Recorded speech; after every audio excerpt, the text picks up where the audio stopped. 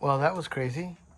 So this is a little bit of a breakdown of the drums you just heard. My room isn't that big, but it's kind of misleading because you see the drums and that's 11 and a half feet over there, 12 feet over there. The room is probably about 20 across. I made all these gobos that go around it. I think I've shared before. These are on sawhorses. I believe that the low end kind of goes out into the room instead of building up and sounding boomy. It really makes the drums sound cleaner but heavy.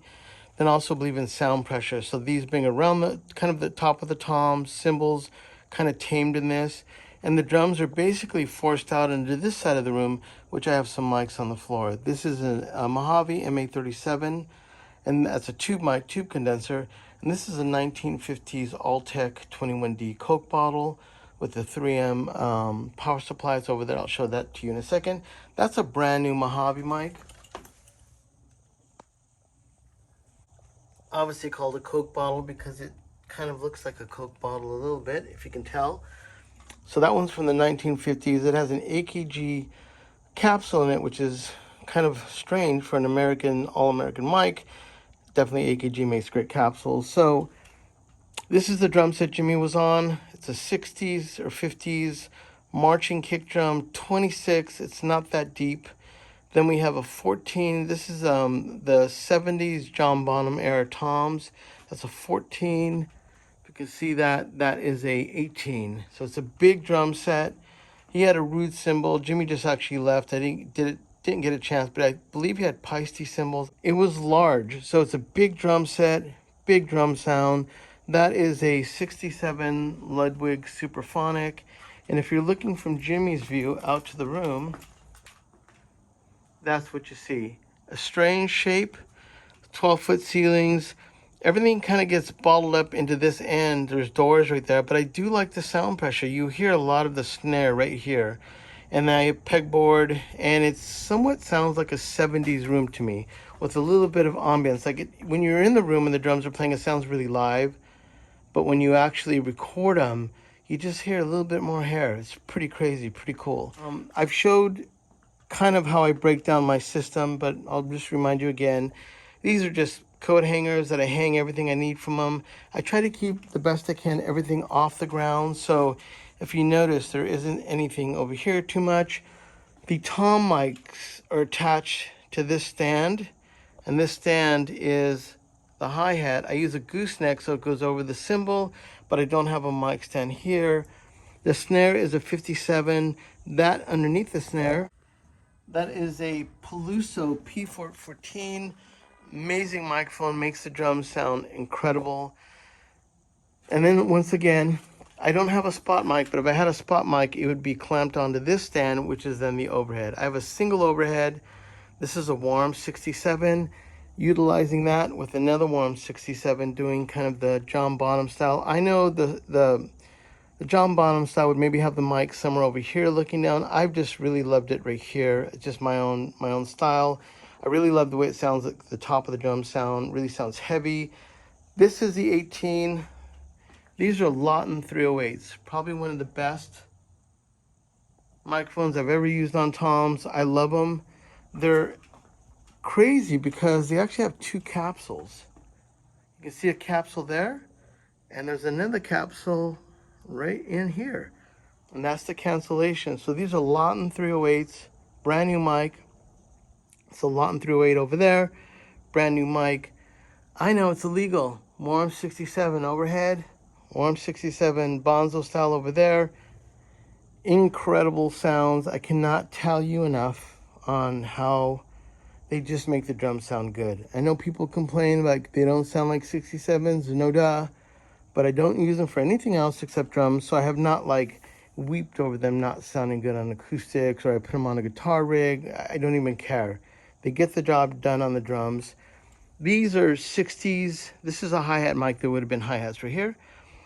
These are 60s mics. I have a pair of them, but a drummer hit one and they busted, which my heart is breaking over that. But AKG 224E dynamic. There is a capsule here and a capsule here, or the cartridges, whatever you call them. These actually go into John Bonham's famous kick drum. So if there was a kick drum, it would have a high-end capsule and a low-end capsule, or high frequencies and low frequencies. This has the same thing. It's an incredible spot mic. I did have one up there, but the drummer hit this and it broke, and I had to put that one over here. So now I got to be in search to get this one repaired and get another one. Blah, blah, blah.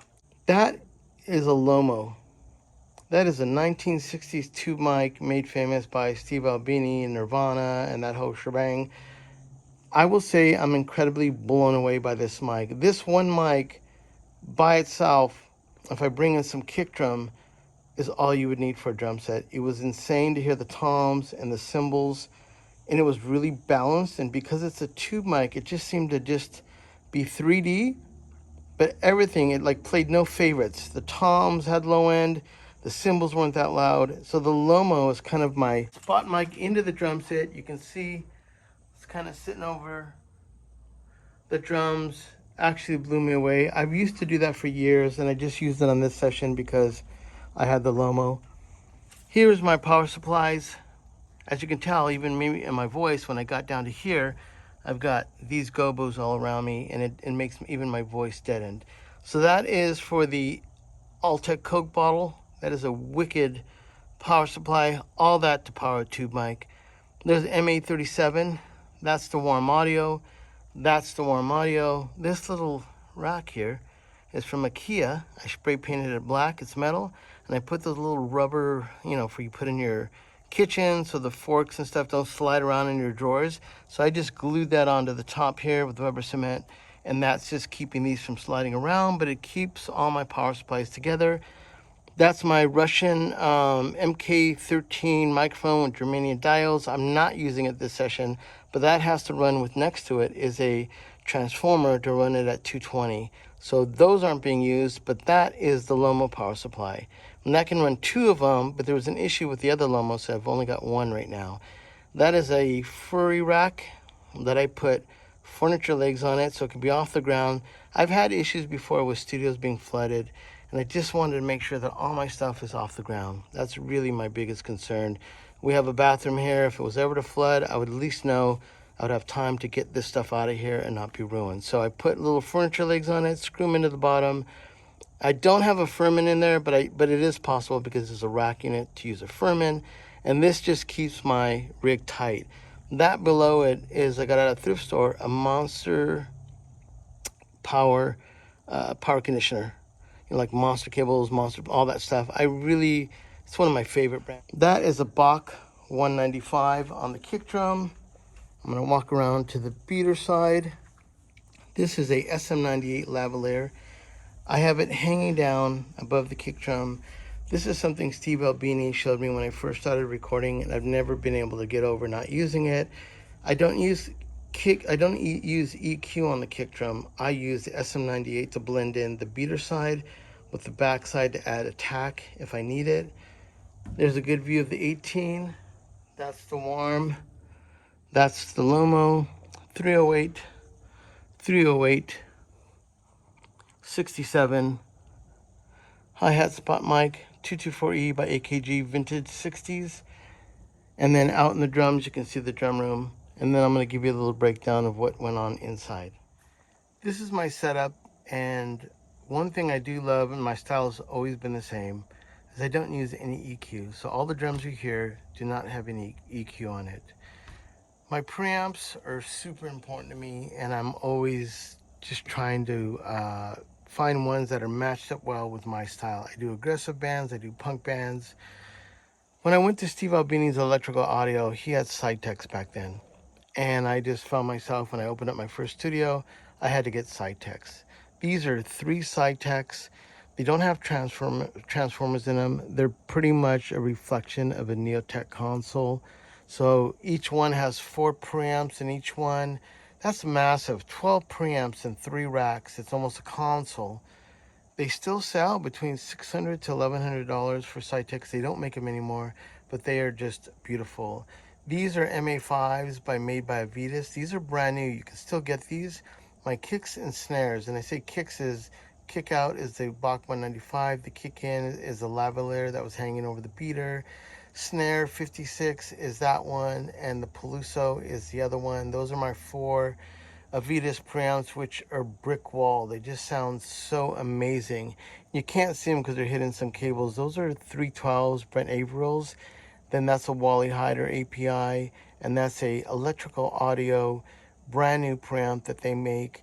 And this one is amazing. When you listen to the Lemmo, that's going through, or I should say, I'm not going to solo each drum, but when you hear the drum set, that is going through the Lemmo, which has a lot of the definition of the drum set. So these are my preamps, like I mentioned, they're just Cytex. Over here, these are my, I call them my John Bonzo or Bonzo sounds. This is the Warm 67 is going into this one, which is the single overhead. And then the Warm 67, which is on the floor tom, is this one. So these two, which are like 1073s by BAE, it's called a DMP. These are a huge part of the drum set. Electrical audio on the Lemmo is a huge part, and then the kick and snares for weight. All the rooms, all the overheads, all the spot miking go into the Cytex. That's something that I've always done. And anything brass, metal, or ribbon mic, something that you want clarity, not distortion or harmonics, I use the Cytex. And that's pretty much it. On this particular session, I sometimes run rooms to an Audioscape AS78. I did not use any on this session. It was kind of a wham bam, thank you ma'am. I did a quick setup. So anyways, that's the breakdown. I hope that makes sense to you, and I hope you enjoyed it.